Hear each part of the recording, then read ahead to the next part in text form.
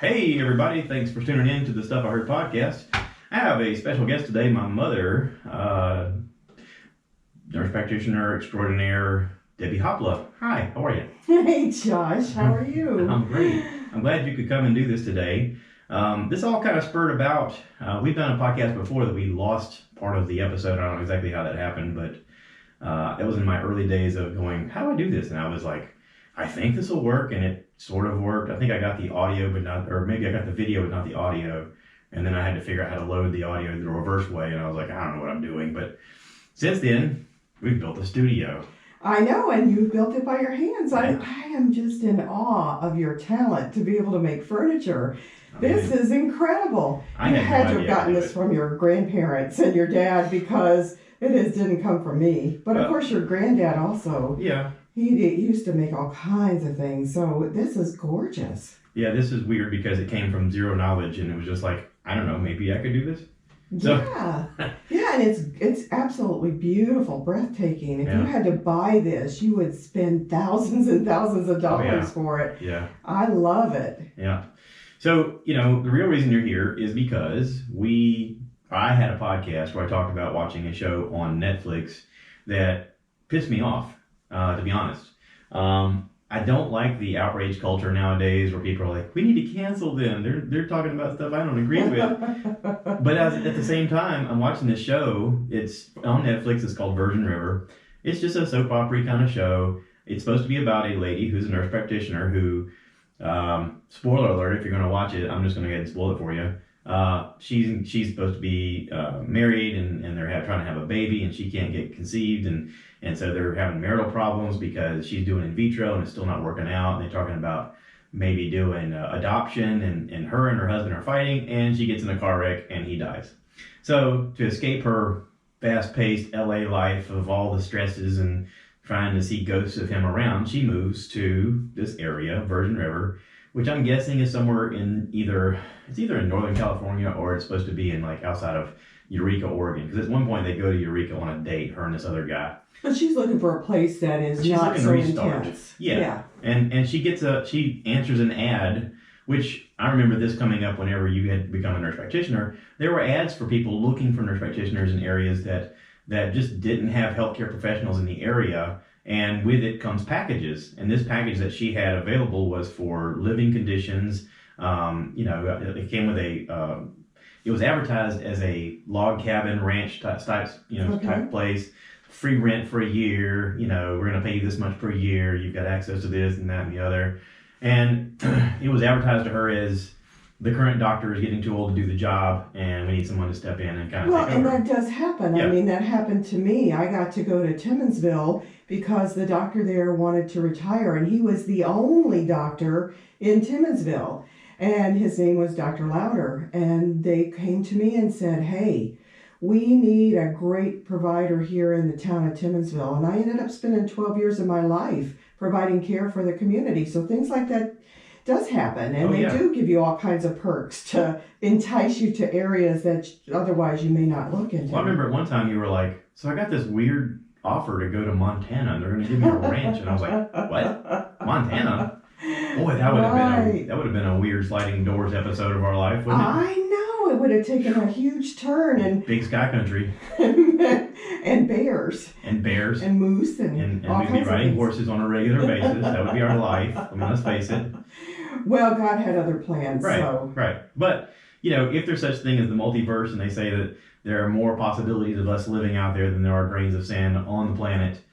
Maybe one version of us is living on a ranch in Montana, and we're ranchers now. Let's think about that alternative universe. We could have gone a whole different direction, but then I wouldn't have met, Alex's dad, and I wouldn't have had Alex, and it would be a whole different kind of family life. And, and you're right. Thinking of alternative, all the different pathways your body could have taken, and choices you would have made, and I think about that whenever something dangerous happens. I go, whoa. I bet one part of me just died right there in that accident that I barely escaped. I can't believe that happened. Yeah, I think we hold angels close to us. Oh, yeah. That sometimes helps us to take the right routes. But this show took a bad turn for me the minute I started watching it I get the funny meet cute in the beginning because she's arriving in town, her car breaks down, and the guy that comes to pick her up, he's like, so, what's going on? She's like, well, I'm supposed to be, taking over this practice for this guy. I guess he's getting too old to do his practice. And she's, kind of telling him why she's in town. And she's like, thank you for the ride. And he's like, oh, by the way, my name's so-and-so. And he's the doctor she's supposed to take over for. And right away, mouth disease. Yeah. And right away, he's pissed off at her because he was like, I didn't ask for this. Like, he's being blindsided by somebody. And he's like, I didn't ask for this. Like, so immediately he's pissed off at her. But from the minute go, he just calls her a nurse. She never corrects him. She never says anything. He's like, I just need coffee. And I was like, wait, what? And at no point with him calling her, I didn't ask for some nurse to come here. And I was like, wait a second. Hold on. Time out. I watch a lot of shows. And there are moments in watching any show where you go, okay, I'm not following this anymore. Right. I mean, there's some part of disbelief where you go, I can't follow this anymore. And Dolores always, jokes at me about it because I'll find the most mundane thing that I'm like, we're watching a vampire show on HBO. This wasn't a mundane thing, though. This was a huge thing. It is if you're a healthcare professional, especially if you know somebody who's a nurse practitioner, right away you're just like, I'm out.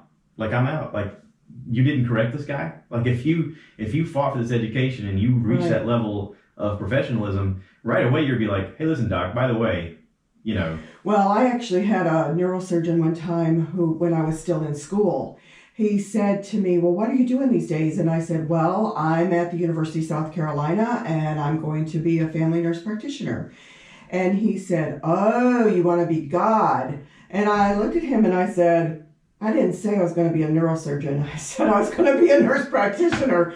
He laughed and left. But there's always a way to handle people that, somehow don't understand the role of the NP. Well, and, one of the things I tried to mention in the podcast was, your history, my personal knowledge of your history. The fact that when you were younger, people told you can't do that because you're just a girl. And then you became a nurse. Well, the bad thing is that as just a girl, I actually grew up really close to my brother, your Uncle Danny, and he was just 17 months younger. And I loved football and baseball and guy stuff. For Christmas, I always wanted a chemistry set. When they gave me a doll, I went, well, what do you do with that? I don't like dolls. I think they're stupid. And I was bent early on for science. And so when people were saying, you really have a talent to be able to talk to people. You have a talent in science.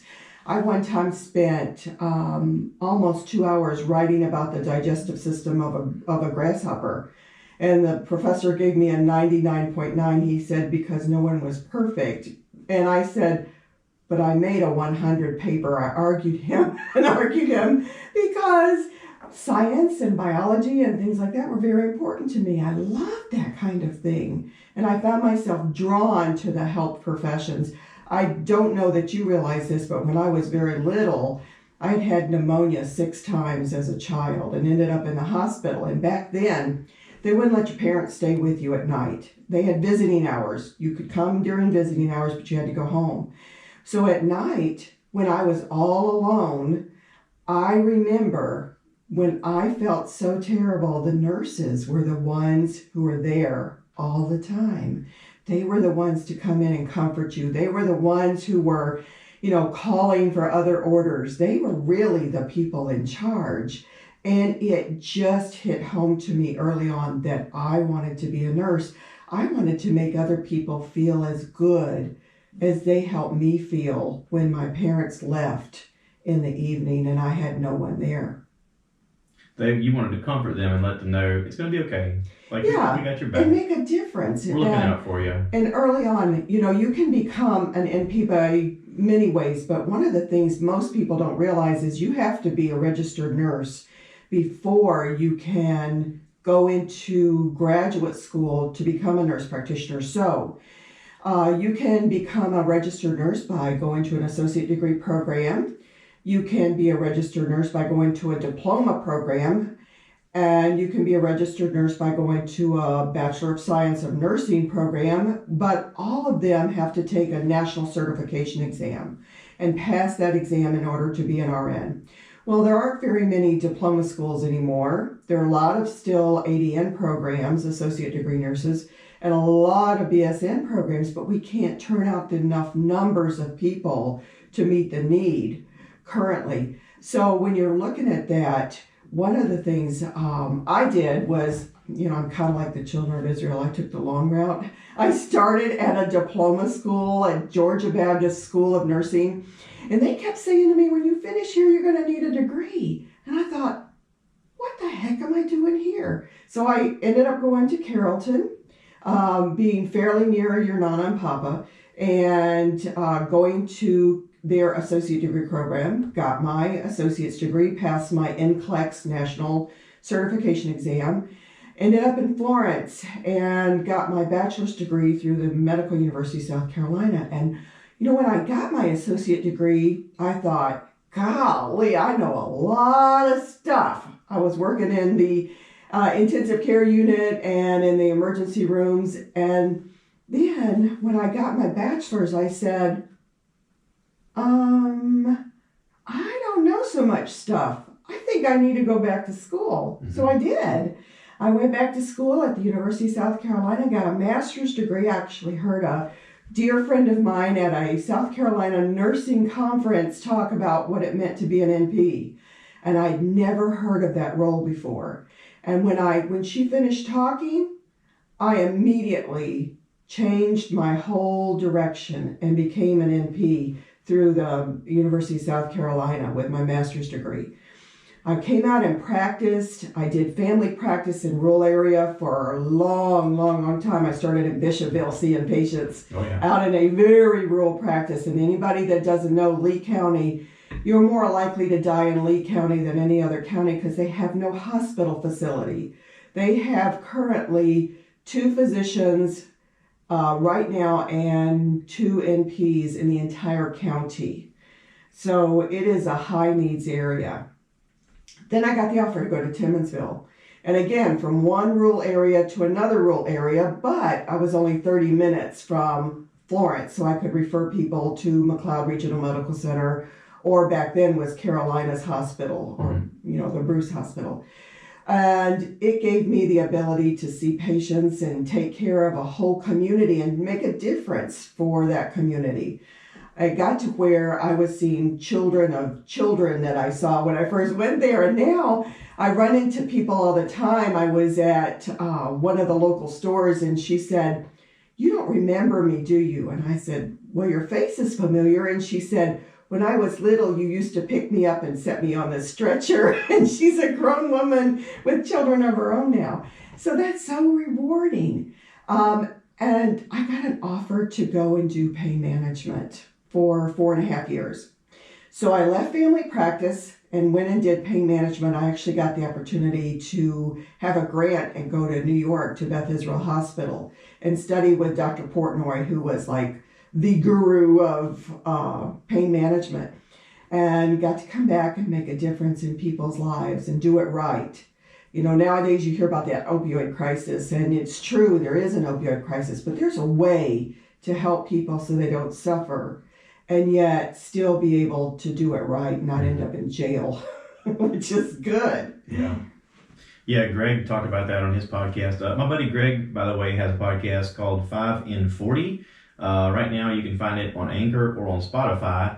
I realized that in order to find it, you have to type in 5, the number 5, in 40, IN40, and then type the word Greg. And you'll see a black icon with 2 gold numbers on the sides, 5 and 40. Will be highlighted. He's just waiting for some listenership so that it'll grow and it'll be on iTunes eventually. But he talks about the opioid crisis a bit, and he deals with that on a regular basis also. So it was sort of he wanted to talk about it, but also it's like what he deals with on a regular basis. So I listen to it, and I'm a pedestrian. Let's just put it that way. So as a pedestrian listening to it, I'm like, oh, okay, that makes sense, kind of thing. I'm curious to see what you'll think about it whenever you listen to it. It just came out, but my wife has a special skill, and that is, as an avid listener now of podcasts, she can critique things in a way that I don't. So one of the things she mentioned was, she said that he talks about 5 subjects per episode. That's the whole 5 and 40. He's going to do 40 minutes, 5 minutes per topic. That's basically the outline. And he's like, I may stick to it, I may not, but this is what I'm going to shoot for. So he the nice thing about Greg, having known Greg since he was a very young man, I now live in the same neighborhood that he was in, and that's kind of weird because every time I walk around the circle, I see his house and think about picking him up or dropping you off, and now he's a nurse practitioner as well. So that's just awesome to be able to hear that he's doing this podcast. Well, and one of the things she pointed out was, here's some, a lot of facts, but like, you're more passionate when you speak about the trigger grill or pellet grilling or the bourbon part. And she's like, I get the facts part. She goes, but I like it has nothing to do with me. So I was listening to it and I was going, yeah, it just sounds like you're reading it off of a script. So I called him this morning and talked to him about it. And I was like, I get all that information. I said, but it'd be really cool if you had like a normal pedestrian person sitting with you that you're telling about it. Because then they're going to ask questions like any of us would that's listening and go, wait, I thought this. And then you can have some back and forth and it can kind of grow the conversation a little bit and maybe make it a little more interesting for yourself as well. And he's like, that's pretty good. I think I'll do that. So, Well, going back to what you were talking about with NPs. Oh, I'm sorry. I got off the tangent there. Now, listen. It's all right. It's all right. Shiny. So the NP thing. Okay, so I watched you take all those steps to get the education at every step, and I knew that it took, let's be honest, about a good third of your life. Yes. Okay, to get this education, to get to this level. And if you were to take over in a practice somewhere and someone said, hey, nurse, give me blah, blah, blah, you'd be like, hey, hold on. Well, it's funny that you say that because what I do is there is something called the Lewis-Blackman Act. And that Lewis-Blackman Act says that you have to identify yourself and your title when you go into a room with a patient. So I have it on my lab coat, but I also go in and say, hi, I'm Dr. Hopla. I'm a family nurse practitioner. So it's always clear. For my students at the university, I'm always Dr. Hopla. And many of them, after they graduate, I say, you can call me Debbie. And they go, oh, no, you're Dr. Hopla. And because it's so drilled in them. Yeah. And you're right that when you think about the title nurse, I think of nurses as that foundational day-to-day care person. Nurse practitioners in 26 states now provide care for patients without any physician being associated with them. They can set up their own practices. They can do just about anything. And I'm passionate about NPs being able to, as the Institute of Medicine 2012 said, use their education to the fullest preparation that they can possibly do. So, most nurse practitioners, and I'm one of them, that can do minor surgeries. We can diagnose and tell people how to stay well, help them to get well and stay well. We are really big on prevention of diseases, of how can you and your family prevent that big heart attack or prevent diabetes. Yeah. So it is a lot more involved with, for my level, over and above a registered nurse, a minimum of 1,000 hours of direct clinical patient care contact hours. And then I've got 27 years of experience as an NP. And I hate to tell you, but it's almost 35 years as a registered nurse. Well, and this show just glazes over that fact. And she lets it go. And I'm going, no one's going to correct this guy? I mean, I get it, the dynamic of the show, and they're trying to set the scene forward. It's just a soap opera. But but at this one part, they should go, hey, let's get this part right. Because otherwise, they're going to, like, the average watcher probably doesn't know what I know. Well, if you let people treat you in a manner that is not respectful, then I can tell you that it just perpetuates itself. So the first thing that I would think, because I've not seen this show, I would think I don't recommend it. Would be it's going to make your blood pressure go through. Make my blood pressure go sky high. Well, one of the things. Start a Facebook page like this show is awful. One of the things I'd recommend is to say, hey, I am Dr. Hopla.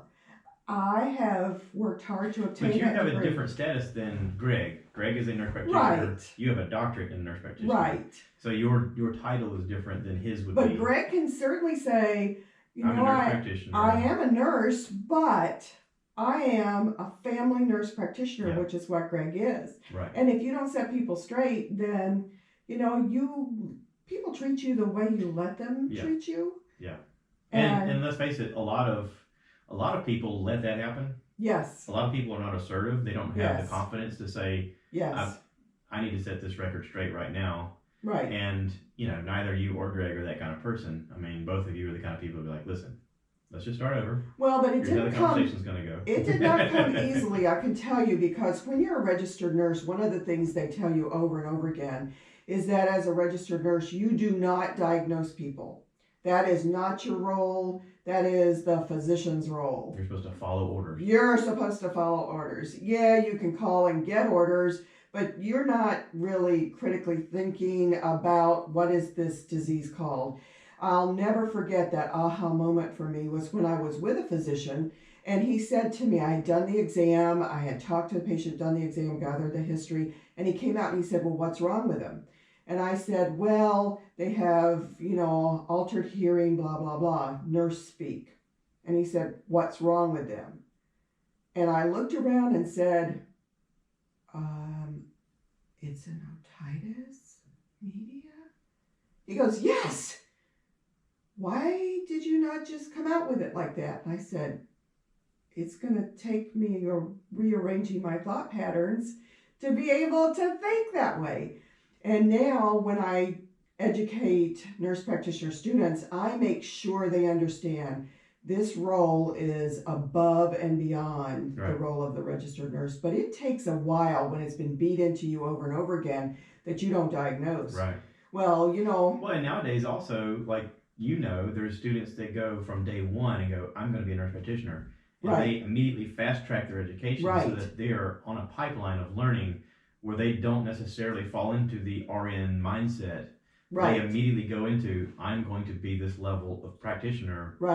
From and I love that personally. I love that. Me, I like the children of Israel. I wandered in the desert a while, had a kid, had another kid, and took statistics like 4 or 5 times. Because you're like, oh my God, I hate statistics. I hate statistics. I've taken 4 different statistics classes, made good grades in all of them, but I said, I hope I never have to do statistics. Well, guess what I teach? Evidence-based practice and research. God has a sense of humor is all I can say. Right? Well, you were meant to go through that just to prepare you for this. I know. I can take a piece of research and pull it apart and tell you whether or not it's valid or whether or not it's a piece of crap. Some pharmaceutical company just trying to sell you drugs for some reason. Which is a large part of the industry. Yeah, and I want students to understand that. There's a difference between what those numbers say and what actual practice is. So, I do that now, but statistics, not my forte for sure. Yeah. I'd rather be dissecting things apart. Yeah, no kidding. No, you would not. You just cringe at the sight of blood. I don't. I bleed all the time. These cars didn't accidentally happen. No. I want to talk a little bit about what's going on currently in the news with specifically you talked to Greg when we showed up about the coronavirus. Oh yeah. Right now it's on the mindset of a lot of people, and talking to Greg about it this morning, he's sort of the opinion of just statistically, looking at the numbers, going, I don't think it's as bad as people think. I think it's really similar to a lot of other flus that we've had in the past, Corona-style viruses. He brought up a lot of past incidents and stuff, and he goes, the numbers to me is not as drastic as I think it is. He goes, but there is the possibility of like I heard you talk about it being dormant for 14 days.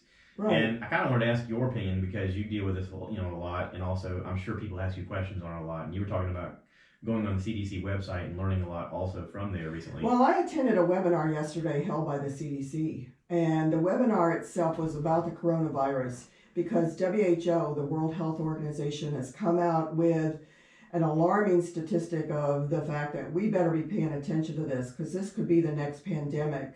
The last pandemic was the swine flu that took out over 2 million people, and most of those were elderly or immunocompromised people.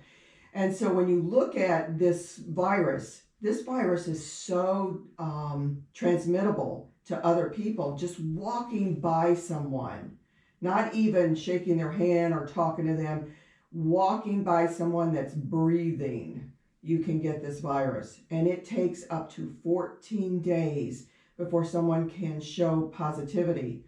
Now the CDC is warning people that, you need to be prepared. You need to have supplies at home so that you don't have to go out to the stores. You need to make sure face masks are useless, but hand washing is a really, really good thing to do with soap and water, not the hand sanitizer stuff that just dries out your hands and has potential for cracking your skin. And wait, I thought Purell was supposed to be the fix-all. Oh yeah. You bought the Kool-Aid. That was a big thing during the 2000s. Yeah, I remember my wife buying Purell by the Kool-Aid. bucket loads. She's like, "Oh, we gotta have this. Here, kids, use this all the time." It's not that it doesn't have its place. I have some at my house in a big container, as you well know, because one of the grandchildren decided to empty a lot of it out on my floor. But Purell has its place, and so do all the other hand sanitizers. But good old soap and water and friction and sing happy birthday to me for 2 times is what's going to help cut down that germ count. Is it important is it any soap or is that antimicrobial soap like the No, any soap. Any soap. Okay. Antimicrobial is another way of selling you something. It's just a name. Well, it's the friction and the soap and water that actually kills the germs. And what people tend to forget is clean underneath your fingernails. Yeah. Because you can scratch your skin and then you've got all those skin cells under your fingernails. So clean under your fingernails. So if you have the fancy nails with the gosh, on them, that's bad. Yeah. And I see people that are checking me out at the store with those big long fingernails, and I'm thinking, what's hiding under there? Wonder what their germ count is. Yeah. Not where did they get those fancy nails? I think, what is their germ count? Good heavens. Yeah. It worries me. Why is it always the discussion about hand washing and not like wearing a mask? Because you hear a lot about, wash your hands, wash your hands, wash your hands. Is it because you touch your face with your hands a lot of times? Well, you do touch your face all the time, but the thing about masks, most people I see put a mask on, they put it over their mouth. Well, if you don't cover their nose, but your eyes are also mucous membranes. So when you think about your eyes, I can get a virus through my eyeballs? Yes, you can get a virus through your eyeballs. Oh man, it reminds me of How do you think pink eye gets transmitted? It's highly contagious, and it's... I thought like a child's explosive diarrhea or something. But your eyes are mucous membranes, and so you've got to cover your eyes with... That's why these hazmat suits, if you look at them, people are covered from head to toe. They've got their eyes covered with a face shield.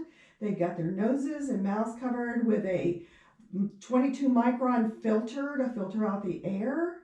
So your hazmat suits that you see everybody wearing are pretty detailed. So you think they'll be fashionable in 20 years? Probably in multicolors other than white. I used to think the same thing about bulletproof vests. I remember back in the 90s when all the drive-by shootings were happening in the big cities. Yeah. There was a band on TV called Onyx that would perform on MTV, and they performed shirtless but with bulletproof vests on, and like they had a hit song and everything. And I remember watching that thinking, could that be a reality? And nowadays you see that there are fashionable bulletproof vests that are out that are colored and styled, and it looks like a regular shirt. But I'm like, holy crap, like this really became a thing. Well, the thing about bulletproof vests that always kind of astounded me is, what about your head? Right. Man, they shoot you in the brain, you're done. That's not squishy, right? That's a whole new level of squish. There's a bleed that won't stop. Yeah, you're not going to get your heart, but you become a mush brain and you're done. I watched this show, Narcos, on Netflix, and I've been hearing about it. I haven't seen it. Oh man, it's terrifying. But this one guy, they suspect that this guy's going to be killed, and they're like, "Sir, I really recommend you wearing this bulletproof vest." And he goes, "Yeah, but this last guy got killed by a car bomb." And he goes, "We have some bulletproof pants." And he was like, "No, I'm not wearing that." I mean, it looked ridiculous. I mean, he looked like one of those bomb diffuser guys, He's like, I'm not. I'm sorry. If it comes to that, I'm going out, And I kind of feel the same way. You can't protect yourself from everything, and at a certain point, you just have to live your life. And I often wonder that whenever you see these things on TV about, this is the new thing to be scared of. It's just, to me, it is over information of fear that they're looking for numbers. They're Well, looking for but in viewership. this situation, I think they've tried to downplay it because they don't want to create panic and they don't want to create fear. But the reality is that they allowed people, and I watched them on the news, they allowed people to come in from China and all they did was take their temperature. And all those people went back out into their neighborhoods. But it takes up to 14 days before you show signs and symptoms So of for this 14 disease. days, they could have it, Oh, yeah. and they would have no idea they have it. And think about how many people you come in contact But you were with saying on a daily basis. You were saying to Greg on the phone that now they're quarantining people for Yes. 2 weeks if they travel The from group there. that they just brought over from China, they have them quarantined in California, including the pilot and the airline personnel, because of the fact that they now realize it takes up to 14 days before they can show signs or symptoms that they have the disease.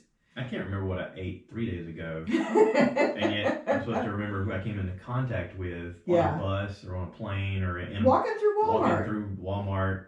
Right. Some random person just happens to have it. That's terrifying to think about. But also, I wonder how much of it is akin to people with, like you said, low immunization or low autoimmune systems. Yeah, autoimmune if you have a disorders. very strong immune system, are you impervious, or do you just become a carrier, or does it latch onto you and then go, well, I'm not going to get anything here, and it bounces off to someone else and goes, oh, this person's susceptible, because a virus is going to look for opportunity. Right. So, me being a pedestrian looking at this, I go, okay, well, as long as I keep my hands to myself and wash my hands with soap and water. No, all you have to do is, if you measure the distance of a sneeze that you might have, and which catches you yards. Totally unaware, or more, depending. And if you get a crosswind, you get a whole crowd. They're like, is it raining? Sneezing into their wind, yeah. Or if you sneeze against it, it can be carried even further. But you look at how long viruses especially, can live on a surface. You go and somebody's rub their nose, rub their mouth, and they grab the handle to open up a door, and then you come behind them. Well, it's called diseases by fomites, FOMAITES, fomites. And it means that those germs live on inanimate objects like door handles, like buggies of carts in the store, things like that. But the thing is, wash your hands. Do be as safe as you can be, but also kind of be aware, kind of watch what's going on. And don't go to areas where they've got this outbreak. They've got people over there under martial law, and all the stores are locked down, trying to do some self-containment. Greg was saying that they feel like they've narrowed it down to patient zero kind of situation of a certain market in China where they had dead animals, and this disease was living in one of the dead animals, and then it transmitted to a human. Well, that's an epidemiological study, and here we go back to the statistics and epidemiological things and research. But yes, they actually tracked it down to someone who had eaten bat soup, and the bat soup the bat itself was infected. So this was transmitted through bat soup. And if you ever have seen the markets in China, they have bats and snakes and rats and all kinds of things, just ducks laid out all together. And people go in a market and daily buy food. And so they were able to, through the WHO and CDC, be able to locate that it came from a single bat infection with bat soup. Now, I know you don't eat bat soup. Well, not currently. I mean, I had a recipe from Pinterest, but now that you mention it, I don't know that I'm going to do that. It was like a ceviche, and I know. The whole thing. And, yeah, now that you have the grill, you just right, yeah. But go another direction. It makes me wonder. I was a big fan of Anthony Bourdain, where he would take shows to places where you wouldn't normally go to get food, right? And he would go, let's live like the people live here. Let's eat in places that aren't commercialized. Let's go to the markets and see what's fresh. And he would just eat random things all the time. And I'm thinking, did this guy just have a super immune system that was like, I can beat anything? I mean, it kind of makes me wonder if maybe he was taking chances that he shouldn't have, or he just got extremely lucky all on the way. I mean, he talks about in his life about being a heroin addict and recovering. And then he got super healthy. He got into jiu-jitsu when he turned 50.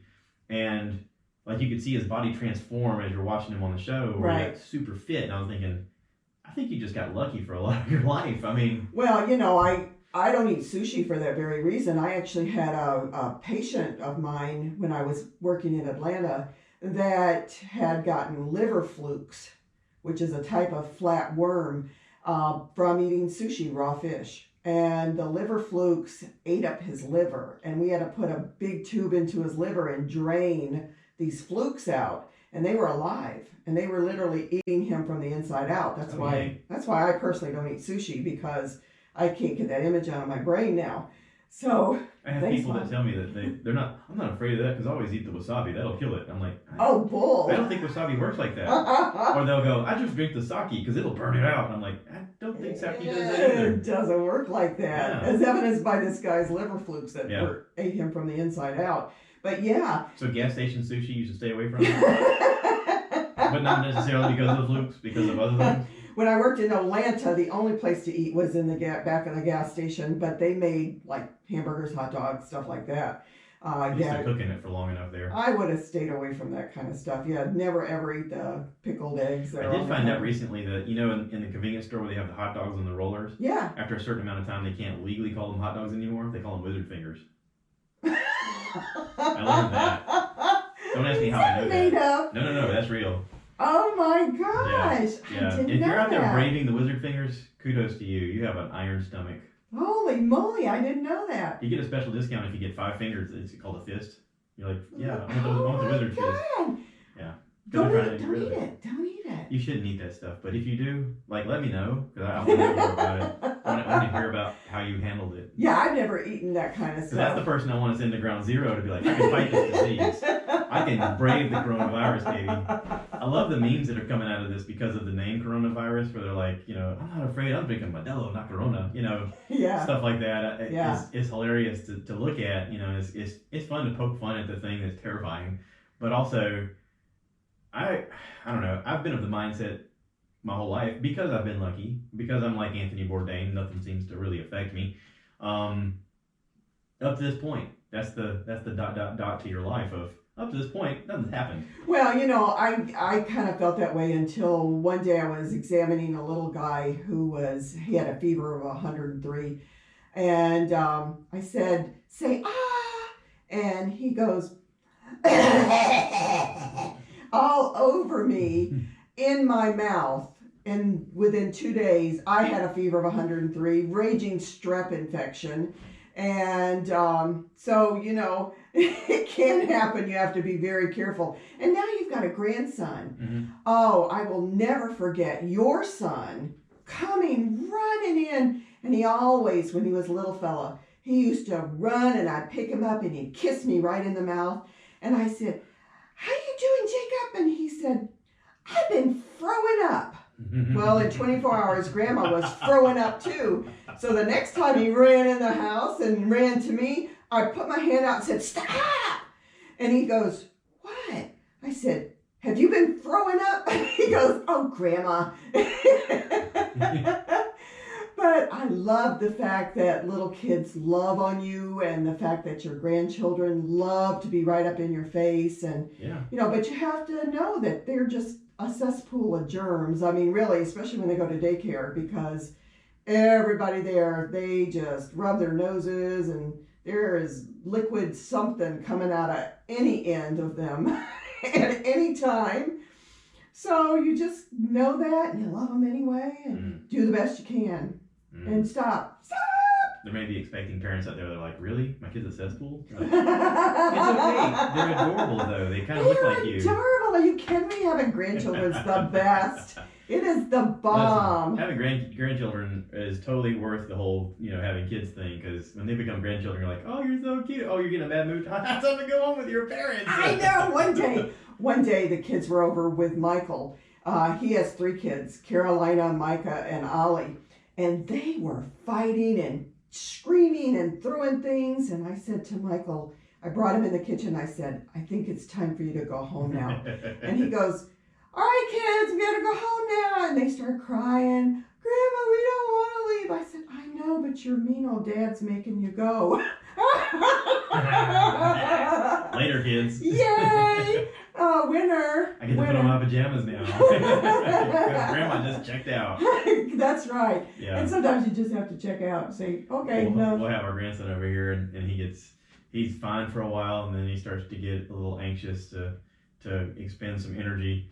And it's like, oh, it's time for you to go. And then when he goes home, we're like, well, glad that's over with. You can't really do that when it's your kid because you're with them all the time. But man, it sure is nice when they're grandkids because then you get to enjoy them when they're cute. And then when they start being cute, you're like, oh, it's time for you to go. Well, last night I came home from working from the university, and my husband had the grandkids over, keeping them for Michael because Michael's mom was in the hospital and had some surgery.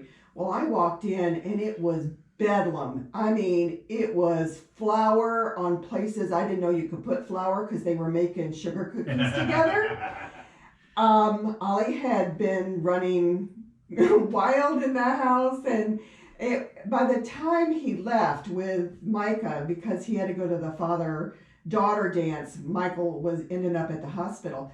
It took me almost 2 hours to clean flour up from places I didn't know you could get flour. We saw the picture online, and Doris immediately she goes, do you think Dan danced with her? I go, oh, absolutely. She's like, he did. She's like, I would pay money to see that. And I was like, me too. Right? I said, think about how lucky he is that now his job is he can be like, you know what, I'm doing this. Yeah. And a year ago he wouldn't have been. He'd have been at the hospital working. Right. But because of health reasons and whatever, is getting time to retire. He's gearing down a little bit. Now he can spend time with his granddaughter and go to a father-daughter dance because his son's dealing with something else. But that togetherness time is going to be irreplaceable for both of them. Oh, it is. It is. And she calls him Poppy Dan. And she's got him wrapped big time. But he took her to the dance. They danced together. He got his picture made and he was smiling. I mean, it was great to see that happen. Well, he told me, he said, if I do retire, what am I going to do with my time? I go, spend time with them. Right.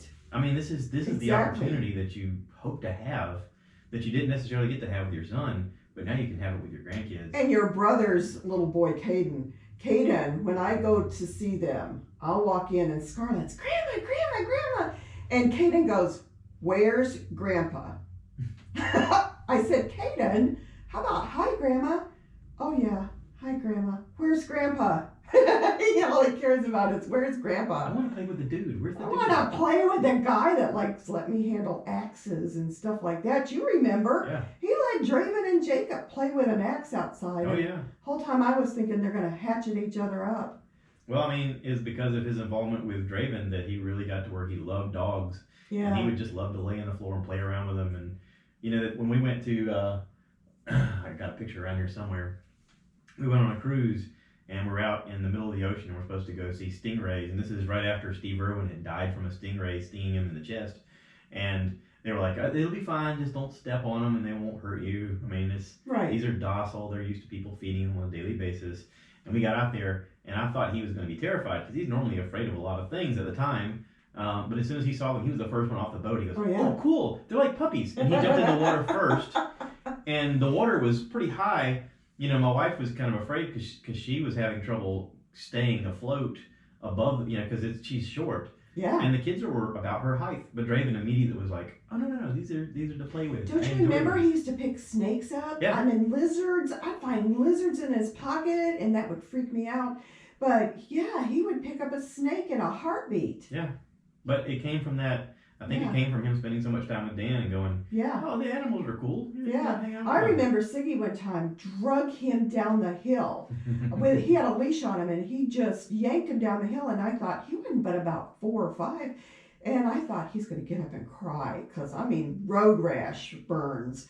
And all he did was get up, grab this big, enormous dog that outweighed him by the collar and pulled him up the hill saying, no, Siggy, you can't go till I say go. And made him do it all over again.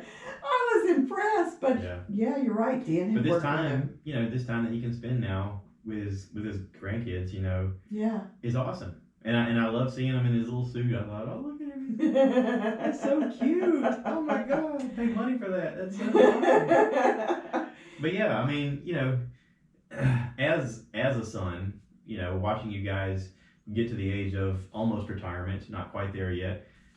I'm looking for the pathway for myself because Right. it's going to come eventually for me also. And I'm like, how do you do this gracefully? I've watched my dad do it recently, and it's been interesting to see his transformation and realizing I don't have to be in a rush anymore. I can take my time with things. But also, he sort of found these hobbies that he can keep himself busy with. And you almost need something to keep you busy with in order just to keep living. I mean, because it's that idea of you get busy living or get busy dying, and you have to enjoy the thing you're doing. And Well, right now I have so much. oh yeah, so much you're going getting on. all your buckets of things you've wanted to Well, accomplish, I and know. there's more and more things presenting themselves, saying, "Hey, by the way, would you like to also do this?" Well, I'm the president of the South Carolina Nursing Foundation, which raises money for scholarships for foundational nursing and for graduate students. And that has been a huge, wonderful thing for me to be able to do, because now I'm the person who gets to have a say and to be a part of this ability to raise the next generation of nurses and nurse practitioner students with scholarship money. And I know myself how hard it was to pay for school, work full time, and have kids at home. So this is a winner for me. Yeah. I also look at the fact that I serve on the South Carolina Board of Nursing, and I represent graduate education across the state. That also gives me that opportunity to be a voice for nurse practitioners and nurse practitioner education. And I've been a member of this Coalition for Access to Healthcare for now, this is our 9th or 10th year, but we were able to change the practice for nurse practitioners in this state by being a part of that coalition. I represented the PD area, and people listening go, what the heck is PD? That's named after an Indian group, and it designates about a 12-county area in South Carolina. We had a friend of mine from Columbia or the Midlands, Dr. Stephanie Burgess, somebody from the upstate, her name is Judy Zink, and she's a nurse practitioner. And Leslie Rathburn, who is she is a certified nurse midwife who owns her own birthing center. The four of us met with physicians for about 4 years, trying to get this really restrictive state of South Carolina, the practice changed where we could have more autonomy and be able to see patients in rural areas like you're talking about, being able to go out in those areas where many people do not want to go and to serve. So after 4 years, we decided this is not working with the physician groups and meeting with them. So then we took the show on the road, so to speak. We took it to patients, we took it to legislators. At one point, I was speaking before the House of Representatives, and they tell you to have a 3-minute elevator speech. Then they can ask you questions. I gave my 3-minute elevator speech of how NPs need to have these barriers removed. They questioned me for 45 minutes. Wow. And in the galley behind me, I had brought a whole group of students, and I could feel sweat dripping down my back by the time I sat down, and I got a standing ovation. One of the legislators asked me that because I have a doctorate degree, wouldn't patients be confused about me calling myself Dr. Hopla, a family nurse practitioner? And I said to them, well, did anybody ever confuse Dr. Martin Luther King for being a physician? How about your dentist? Do you ever think your dentist is a physician? How about your vet? Yeah. All of them have doctorate degrees. Now your physical therapist, they have doctorate degrees. Psychiatrists. Well, they are doctors. But when you look, do you ever confuse your vet with being a doctor of medicine? No. So it was a response to a question that I thought, this is kind of a no-brainer. No. Well, but for a lot of people, it is an outward look. It's a pedestrian look at the whole institution. Realm. Yeah. It's how do I perceive this? How is the common person going to perceive this? Sure. I'm not invested in this because I'm listening to 10,000 other people's lives. This is something I know nothing about. So let me ask this question, and then you were the right person to answer the question. Well, I can tell you that one of the biggest compliments I ever got was I worked in Bishopville with Dr. John Pate, who was wonderful and is still wonderful. He's still out there practicing as a physician. But he was going on vacation, and I said, well, I'll be happy to see the patients that you need me to see while you're gone. He said, I don't want my patients seeing you. I said, why? Am I not doing a good job? He goes, every time one of my patients see you, they never want to come back and see me. And I said, oh, yeah. So I would do like all of his pap smears and stuff, and then they never wanted to go back and see John. So, but I love John. John does a great job. But I think nurse practitioners, once people see an NP, they really understand the role of the NP as like your old family doctor used to be. They spend time with you.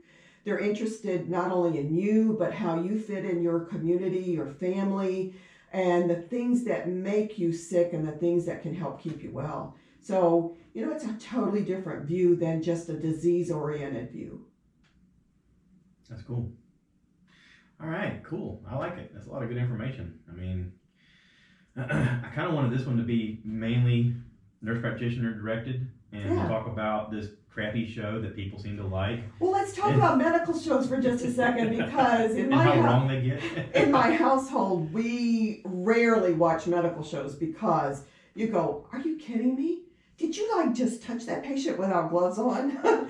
Do you not know what the CDC says, And you see all this stuff that goes on, but most of those medical shows depict nurses as subservient, and I can tell you the nurses that I know, the basic RN nurses are they're so well educated, and they are there 24/7. You said something to me one time when you had to be hospitalized for that terrible RSV virus. You said to me, Mom, the doctors only come to see me a couple minutes a day, but the nurses take care of me all the time. Mom, why don't the nurses make the kind of money doctors make? And you were a little fella. You recognized that early on. And so when we started looking at nurses themselves, I think I was 6 or 7. You were 6, yeah.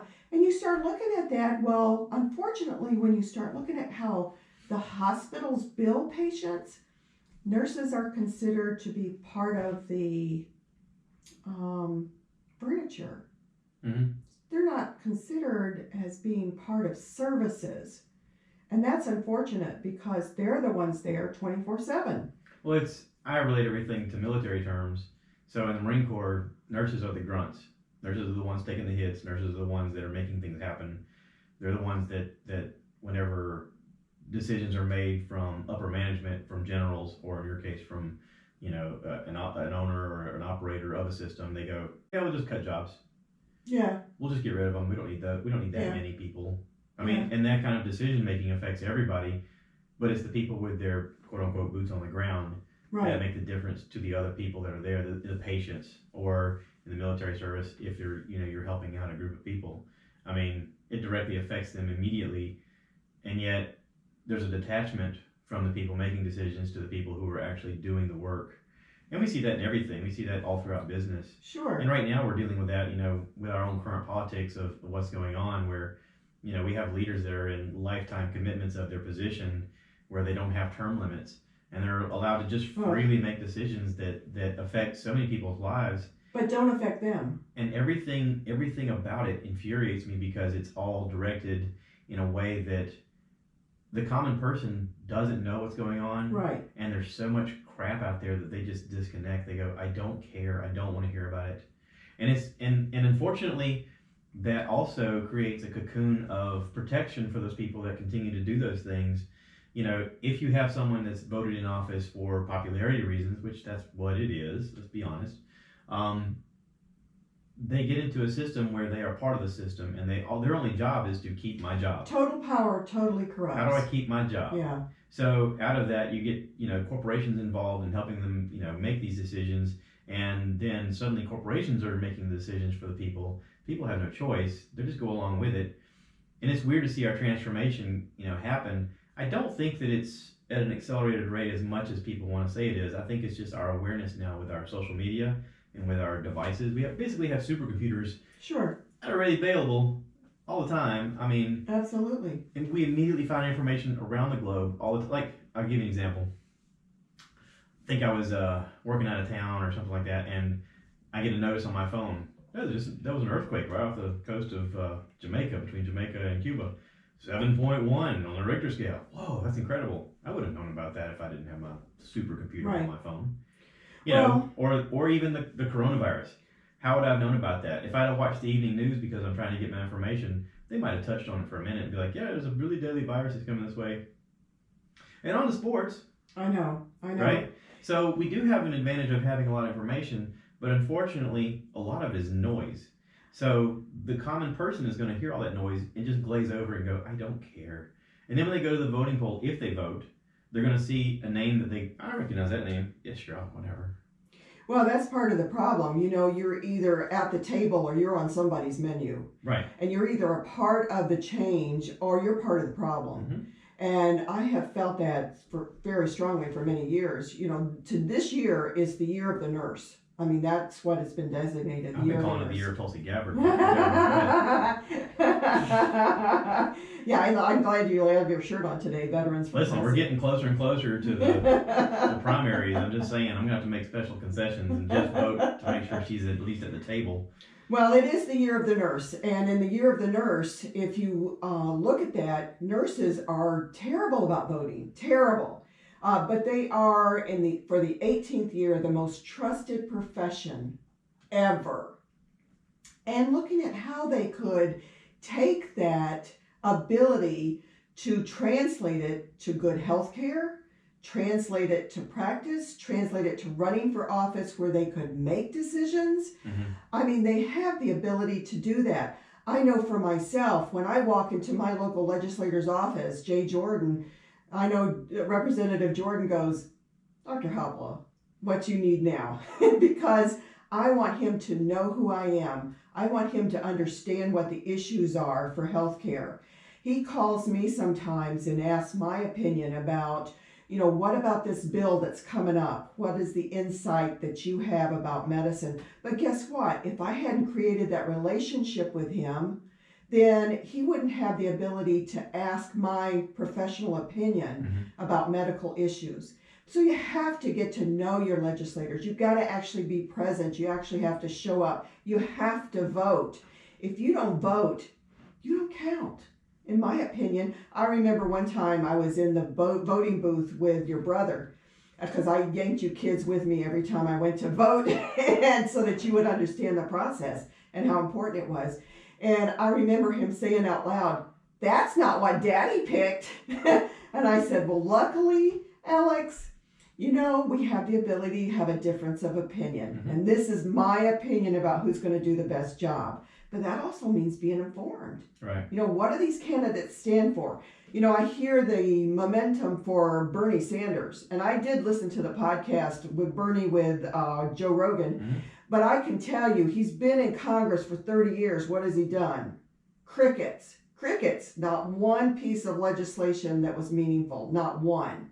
And so when you go back and look, if you keep electing the same people, expecting a different outcome, well, you know, I think you're an idiot. That's my opinion. Well, meanwhile, what I hear you saying is that nurses matter and that they should vote more. Yes. And Tulsi Gabbard is a combat veteran medic. Yes. So maybe there's a correlation there of some bridges that could be connected. I'm just saying, I'm just throwing it out there. Oh, absolutely. You know, absolutely. She knows what it's like to be in combat. She knows what it's like to treat patients. She knows what it's like to put American lives at risk.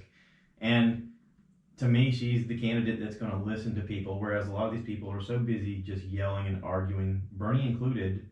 Every soundbite you have of him is him blurting out just craziness. I mean, he has some good ideas. Listening to him on Joe, you did get to hear some really good ideas that he has. But again, is that going to translate to him making anything happen? Look at the history. Look Right. at the history. If you're doing things the same way and expecting a different outcome, Listen, well, politics didn't want it's Donald crazy. Trump. The news didn't want Donald Trump. People still don't want They Donald don't want Trump. Tulsi Gabbard either. They're Right. trying their hardest to keep her from having a voice. Google actually blocked her search for some reason. I know, that's wrong. And Hillary Clinton went out of her way to try and say that she was in propaganda with Russia, which I'm glad that she sued her for that, because that is slanderous. Yes. And, this can't be allowed. But also, like, you want to have an open playing field of people who are looking out for the interests of the people to have a voice. I mean, this is supposed to be a What is her representative slogan? government. It's service over... Service above self. Service above self, yeah. Boom. Service above self. I She's love that. Joe asked her, he said, why do you want to be president? She goes, I don't. Yes. I don't. But someone needs to do it. And I didn't want to be representative of my district, but I felt like I had a calling to help people. And I thought, if I don't do it, who is? Let me just try. If I make an effort, that's what matters. Well, one of the things you brought up is the use of social media. Yeah. And, if like Trump, don't like Trump, I personally hate some of the stuff he's done in the manner that he does it. But, I think he's like a little kid throwing a temper tantrum. But at the same time, he has not gone along with the news media. He's not played up to them. He's used Twitter to his advantage, big time. Nobody else has ever done that. Randomly yelling at different celebrities about random things. It's like, why are you doing that? But I wonder if it's an nobody act. contains him. I wonder if it's an act. I wonder if at the end of this he's going to go, listen, I was just doing all that so you guys would. Well, I kind of wondered that, because I thought, the person I personally would love to see run is Nikki Haley. Yeah. I would love to see Nikki. I mean, when you look at what she did as an ambassador for the United Nations, and how she ran South Carolina. Oh my gosh, she would get my vote in a heartbeat. She didn't make a lot of friends. She even pissed you off at a certain point. Oh, yeah. And I had to point out, I was like, this is why she said no to this thing. Right. And this is the reason, and she's talked about it publicly. Every decision she's made, she's put it on blast on social media saying, this is the order they wanted me to sign. Why do I need to give $300,000 of your taxpayers' money to this guy up here because he wants a hog farm? Why is this hog farm even in this business? But you can disagree with somebody and you give your reasoning as to why you disagree with them. And she very firmly held the line, always held the line, but did it in a manner that was respectful and kind.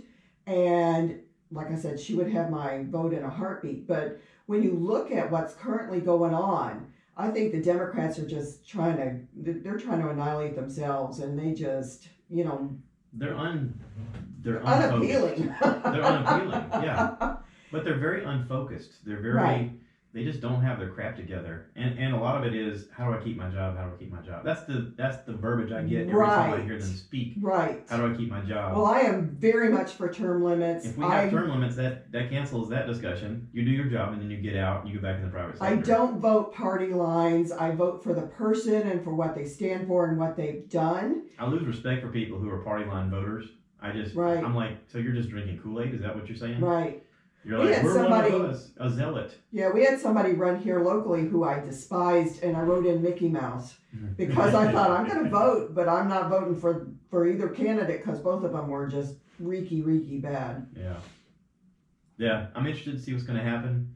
There is the theory that all of this is a simulation and none of this is real. It's actually a game show that someone's watching from, an alien planet. They're like, I wonder what's going to happen in the next series. I think the thing that pisses off the news about Donald Trump is the fact that, they can't contain him. Yeah. And they can't put a muzzle on him, and has not been able to do so from the very beginning. And, I'm okay with that. I've heard a lot of podcasts where people have discussed him for and against.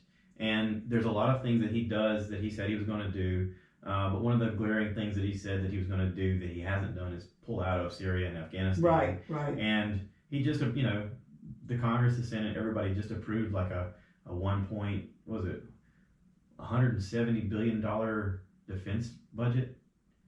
And they could take not even $20 billion of that and they could end homelessness tomorrow in this country. They could take $20 billion of it and cancel everyone's student loan debts tomorrow if they wanted to. Right. They could spend some of that money in this country and change our futures forever. Well, if you look at South Carolina right now, we have a $2 billion with a B billion-dollar excess. We have money that they've collected, they've done nothing with.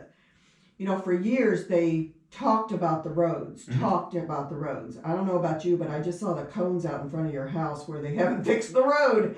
That's been like that for like 6 months, you know. Yeah, they left a bridge out that one of the hurricanes took out over near where I live for almost a year and a half before they actually fixed the bridge. Well, in this state, we have such a corrupt system of no-compete clauses where, you know, Yeah. Hugh Leatherman owns the company that's doing all of the The construction. concrete company. Yeah, he owns the company, and there's a no-compete bid. There's like, he's going to handle it. Why? Why is that even a thing? Why is our current governor not changing anything? They technically put those out for bids. Somehow he always comes in the lowest bid, but magically. I know, right? But then nothing gets done. Well, and if you look at the governor, he just did his State of the State address, and I watched his agenda, and he's talking about a 4-year all-day school, so for 4-year-olds, so that they can be prepared, which frankly I love, because this half-day kindergarten thing never made any sense to me with parents that work. Both parents typically work in a home. So I think, when do kids start acting like sponges? When they're little. Yeah, but it also raises the question of at what point are schools basically becoming daycares for kids so the parents can work? Because now you have parents that have to work 2 jobs. They're barely scraping by to make ends meet. I remember when my kids were going to school, it cost me more to put them in daycare for after school care than it did to pay my mortgage. Right. Because I had 2 kids, and it was an exorbitant amount. And it makes me wonder, what are we actually doing to fix any of this? Because we're not really doing anything. We're just perpetuating the problem. We're always cutting back on budgets for education. We're always cutting back on the children that we say we're invested in. Well, and yet, then we wonder why they have these separation things with these kids of having, all kind of mental and physical, ailments and problems, disassociation and stuff like that. And you go, yeah, but you're not spending any time with them. You're on your device. You're not Right. Well, unfortunately, you can go to any restaurant and you see a whole family sitting around and everybody's on a device. Everybody's plugged into something. Instead of interacting with each other. And one of the problems we're having in the higher education area is students don't know how to write papers. They don't know how to speak to each other. Mm-hmm. Everything is this texting language, LOL, and things like that. So you're getting papers for people who wanted to get a higher level education, and they're in text speak, and you're like, what are you trying to say here? This is not the level of education that you're supposed to have at this point. Well, people have to learn how to communicate. I think it's basic communication. But when you see whole families and kids, that everything is about, let me have my device so I can watch YouTube videos, or I can watch, whatever it is that they're watching on them. And instead of interacting and building up their inquiry of saying, hey, this is a great big world, what's out there, and making them a part of it. It starts in the home. In the homes, you've got to have parents that are engaged, that engage the kids into being able to communicate and being able to learn things. And then it moves on up so that you hold people accountable for being able to learn about items, even like statistics that I hated. You still have to learn. I think that there's an actual thing that's like Instagram related, where everyone wants to show their best life. Right. But it also creates a depression in people because they look at people who they look up to, or maybe their neighbors, and they go, well, they're living a much cooler life than I am. Right. I'm sitting here drudging along and barely making ends meet, or I don't seem to have the fabulous nightlife that they seem to have, or look at their vacations. They're always taking pictures of their best moments. And it separates us and makes us think, well, I'm not living up to it. Right. What am I doing wrong? Well, and then you get so involved in yourself that you don't pay attention to the little kid sitting next to you who's looking at you do this. And so then they start having this self-esteem issue early on, and they start going, well, they're not living up to this as my parent, so obviously I'm going to be failing at it as well. And you sort of take out their ability to, like you said, have conversations. You take out their ability to have boredom, which then creates creativity and imagination. And you wonder, from this point on, are you just going to be a zealot and follow along with whatever society tells you to do? Or are you going to have a free-thinking way of approaching life? And at what point do you break the mold? And how do you break the mold? I mean, if you had kids nowadays, you almost have to be like, listen, no devices until you're like 16, and then you're going to be limited to like 1 hour a day. Right. I mean, you have to set extreme limits. You do. But then there's the flip side of, Am I raising you in a cocoon where suddenly when all this is unveiled, you're going to be like, oh my gosh, there's so much information, and it's just going to flood your brain with so much. But if you look at brain development in children, if you, and the American Academy of Pediatrics has come out and said, you know, if a child is under the age of 3, they should have no screen time at all, 0, because of that brain development. Then you look at... What about Mickey Mouse Club? No, by the time they're 4, a Mickey Mouse Club, a little couple of those things are not going to be bad. But spending time, I know if I do the hot dog dance one more time with Kaden, you know, that's all I'm saying. It's a cute show. It is a cute show. But at the same time, when you look at brain development, we're just now understanding that many of these kids, their brains become rewired. And it's this instant gratification, instant on. I need to instantly be able to be entertained, and things have to move at a fast pace. If I can't fix this thing immediately, then there must be something wrong with me. Right, there's something wrong with me. Instead of being able to sit there and critically think about, oh, how do I take that? And I remember your brother, Michael, taking a watch and taking it apart. And he put it back together, and it worked. Because he thought, if I take this apart, how am I going to make this thing come back together? But now, as a X-ray and CT tech, he thinks about the body the same way. If this is taken apart, how does it go back together? Thinking about these furniture that you make, you know, your mind can take and suddenly realize, how do I make this where, number 1, it's level, number 2, that it looks great, that it's comfortable. And you have that ability to critically think about that. I think about... But I have 3 children that couldn't do it. Right, but... I have 3 boys that don't... I mean, I don't know that they have that type of mentality of looking at things that way because they were raised differently. You know, there's something about the way in which we've gotten technology. I mean, just think about in your lifetime alone, from having a radio, you know, and a TV, the basic TVs that we had, to moving up to flat screens, to having computers. Hey, I had dial-up, so I'm just saying. The party line. I still remember the party line. Where you'd be on the phone, and your neighbor would be on the phone and be like, hey, can you get off? I got to call the company. And they go, all right, I'll get off in just a second. And you listen to your conversation for a while, and they go, all right, I'm going to hang up now. Like, all right, cool. I mean, you shared a phone number with your neighbors because that was the only choice. Now we have cell phones on everything. I mean, we can have it on our watch and have conversations with people on our watch, like 007 or something. But as this has exponentially grown, in a way, our social media has brought us back to being dummies. Well, and I find that people are more lonely from social media because they see, if I don't get so many likes on this Instagram, then I'm not doing, I'm not really kind of the focus of everybody else, and they don't think I exist.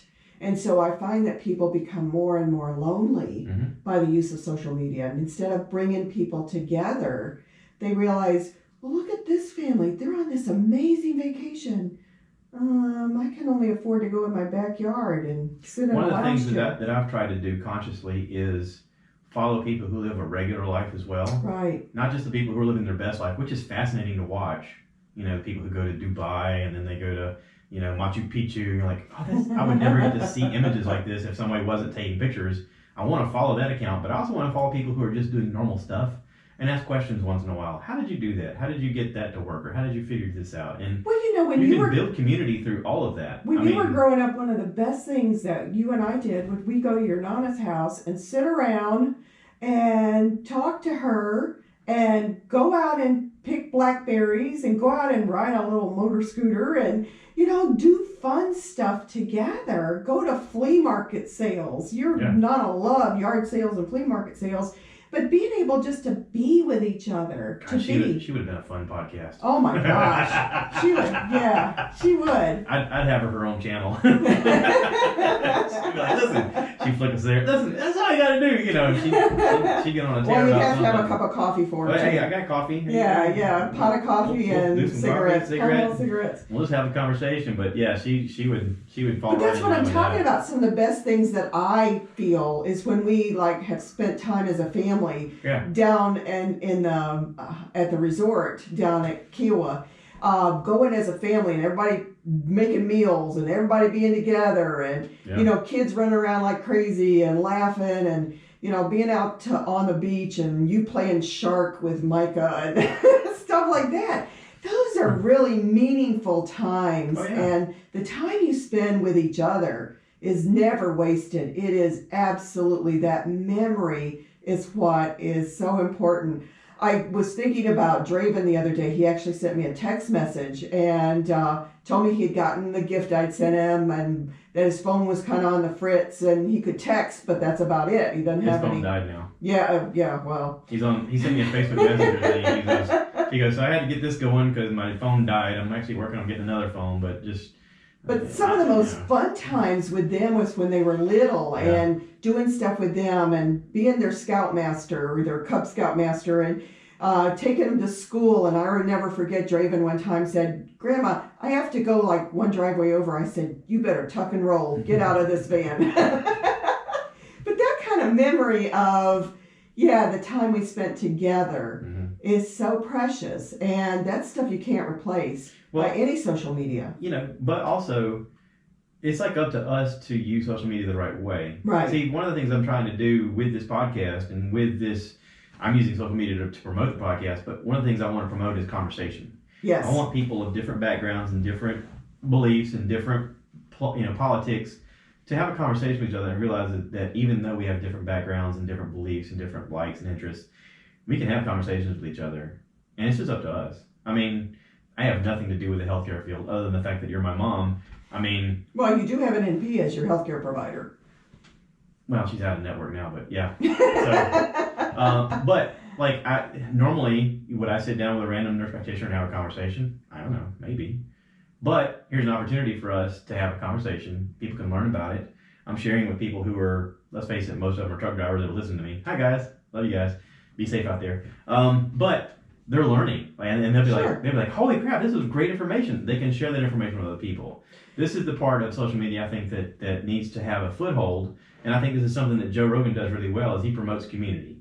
He promotes people saying, I'm interested in this stuff, this interesting background, let's talk about it, let's get other people interested. Maybe it'll share information, maybe we'll help people. And that's kind of the goal. I'm grassroots doing this. I want to do it as simply as possible, because I started off with just my phone, and I thought, well, if I can figure this crap out, anybody can. Yeah. Not only that, but I can show other people how to do it, because everyone needs to have a voice if they want their voice to be heard. Well, now you can. Yeah. You just got to do it, right? Exactly. So I would agree. Well, plus the fact that your mom works cheap. Well, there is that. This is a free podcast, by the way. Greg goes, and I talked to Greg earlier, he goes, you said this is a free podcast, you get what you pay for. He goes, you sound like you're pretty pissed off at the moment. I go, well, I had some comments left to me about my podcast that was rubbing me the wrong way. And he goes, I know, but it rubs me the wrong way, listener. And I was like, I can see that. Yeah, you're right. So, but you're right about the fact that if you don't have a voice, that's why I have a Twitter account, believe it or not. So if you have something that you're passionate about, you need to share it with people. The weird thing is Twitter is like an angry barroom, and everyone tries to be their worst self, from what I can tell. But you do have immediate access to politicians and actors and actresses and comedians and influencers, and sometimes they'll retweet you or they'll tweet back and they'll say, hey, by the way, I do pay attention to this. And like, good, let's have a conversation. Yes. Because it used to be that you could just call up a representative on the phone and be like, I want to talk about this. They don't respond to that as much anymore. Well, all you'll get is a legislative aid. Right. And I always tell people, make best friends with the legislative aides and the secretaries, because that's really who has their ear. Mm-hmm. Except for our local people, because Philip Lowe is a physical therapist and has his own company, Lowe Therapy.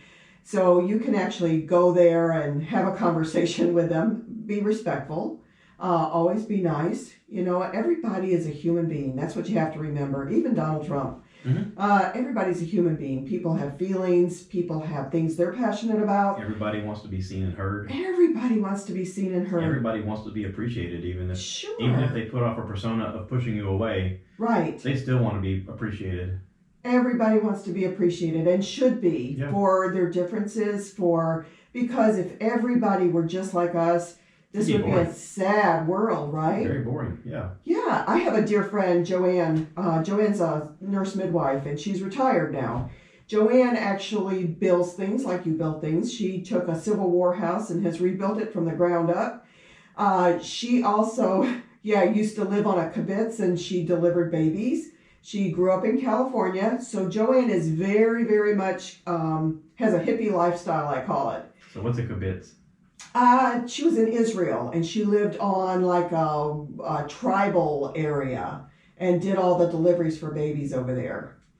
And that's where... I need to Google kibitz. You have to make up a word. That sounds like something I put on my salad. And that's how her daughter got her name Acacia, because acacia is actually a tree that's found over in Israel. Mm-hmm. So her daughter Acacia was named after an acacia tree over there. But she did deliveries.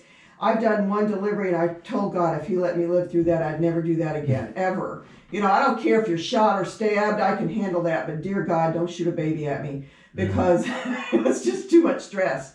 But everybody's got their strengths, everybody has their weaknesses, and that's just to say, draw on each other's strengths. Yeah. I was looking at my Facebook thing today before I came over, and Danny showed up on my Facebook. I sent it to you because a year ago, we were actually down at King Hefe, and we were talking with Danny.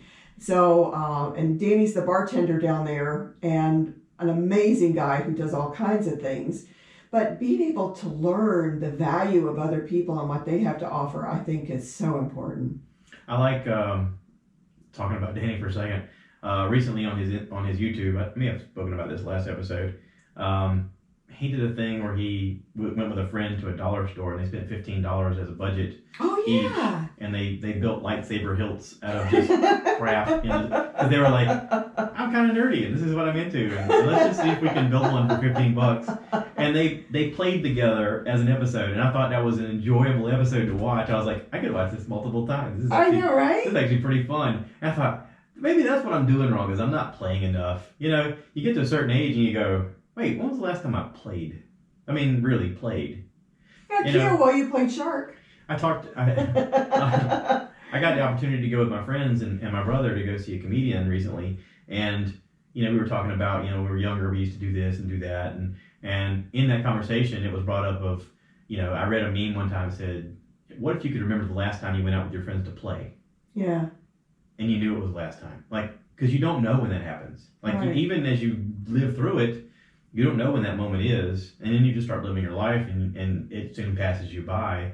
And it's not until you're older that you look back and you go, crap, there was a day that was like the last time we hung out and we're silly and, played basketball or, whatever. And it's like, God, that moment just goes by, and then you get older and you go, am I playing anymore? Well, but you can. I mean, grandkids allow you to, having children allow you to play. Well, if you're young enough. This past Christmas, we threw snowballs at each other. We had a snowball fight with little cotton balls, and we played then. We did. We was played great. hard. It was great and a lot of fun, and I thought they thought it was a lot of fun as well. But I have a group of ladies that I hang out with at least once a year, with Joanne Irvin and Sue Scouten and Mary Jean Sturgis. All of them are advanced practice nurses. We get together, and by the time I leave, my face hurts from laughing so much because we do all kinds of stuff that we did as kids. We will go play pool, we'll go out and hear a band and things like that, but we just sit around and laugh with each other about things that we've done or things we've seen, things we've heard. Sue Scouten has had the most amazing background. She has 9 motorcycles in her garage. She drives Harley-Davidson motorcycles. She's a licensed airline pilot, in addition to being an NP.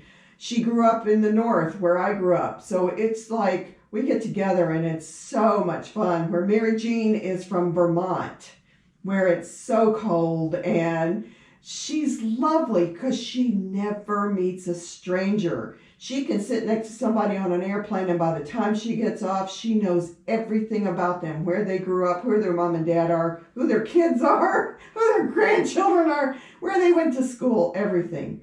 And she's the pickleball player. I know you hate pickleball. That mythical game that I hear about? Yeah, that mythical game. She actually plays pickleball. Okay. So having friends that That's have not a real game. such a variety of backgrounds, it is amazing to to be able to be friends with a group of women that I knew back in college. I'm going to get a sticker. I'm sorry. I'm going to get a sticker right here that says, "What is pickleball?" I'm just going to have it like in every shot. That way people I'm telling you, pickleball is real. I actually went down to Florida and watched her play pickleball. Okay, we'll allegedly It's say that kind you of like a watched pickleball. cross between tennis with like a wiffle ball kind Where of did thing. the pickle come in? I have no idea. There's no pickles That's so being weird. thrown. I want Josh West to come on the podcast and just explain it to me, and I'm still gonna argue with him and Well, here's my take on pickleball. I think it's because most of the people, sorry, Josh West, most of the people that play pickleball are older, and he's older. He's like a year older than me. Yeah, he's ancient then, right? Yeah, so most of the people are older, and they may have that like pickly kind of appearance of, wrinkly and stuff. And he doesn't listen to this podcast. That's fine. he could care less. He texted me out of the blue and said, "Angie and I are going to start a podcast together." And I was like, "Really?" He goes, "Yeah, and I'm going to start my own too." And I was like, "Okay." That was 2 months ago. Yeah. So, yeah. Whatever. But that picture of you and Alex, your brother, and Greg and Josh Treadaway, and it was awesome because you guys all grew up together. Yeah. They were at our house as much as they were at their house. And Josh Treadaway at one point actually lived with us. And I love the fact that, I feel like they're part of my family as well. Absolutely. And so proud of all of them. And the only person that was missing was Rodney. And Rodney comes and goes periodically, but he's always around. He always pops up at random pop times. Up. Yeah, I'll get a phone call and he's like, "Hey, I'm like 15 minutes away from the house. Are you guys home?" I'm like, "Yeah." I went to a conference and he came all the way out from Manhattan to see me and have dinner with me. It was wonderful. Yeah. But it was, he's a great addition to that group. Oh, yeah. Yeah, it's crazy. We were talking about that recently about, how odd it is that we're still friends after all this time. And every one of them are so different. But it's like anything else in life, though. If you don't nurture things, they go by the wayside. That's right. It could be anything in life. Whatever you put emotion and time into, you're going to reap the rewards eventually. Exactly. So, if you're out there and you're watching this or you're listening, whatever you're interested in, invest in it and you'll get returns, but you've got to put in the effort. If you don't, then it's not important to you. It won't be important in the future. Friendships are the same way. Family's the same way. Family's the same way. Yeah, you have to be involved. You have to be involved in each other's lives. It's like throwing a football. Yeah, exactly. Wonder where you heard that. That's an inside joke. All right, so I'm gonna wrap this up. We've gone on it for about an hour and a half, which is pretty long. But, I like talking to you. I know that you're my mom, and it's like one of those things you got to do anyway. But I like talking to you. So this has been good. There's a lot of information. People out there that are concerned about the coronavirus will learn a little bit. People who are telling me they love Virgin River and I'm always mad at them will understand why now. And, And to learn more about the coronavirus, go on the CDC website. They've got a brand new webinar that's available. www.cdc.com/coronavirus. There you go. And you can read more things that can make you kind of be aware so that you can protect your family. And if there's ever a pandemic out there and you're curious about it, go on the CDC website and just look. Yes. Google can get you directed to all kinds of fun stuff that you can learn from. So, all right, that's it. I'm going to wrap this up. Thank you for being here. Thank you for being a part of this. Thank you for having me. Thank you for giving me life, all that stuff. Just a few minor I'm just things. going to glaze over that part. I love you. Thank you for being here. I love you too, son. You want to say cue the cow? Cue the cow, baby. All right.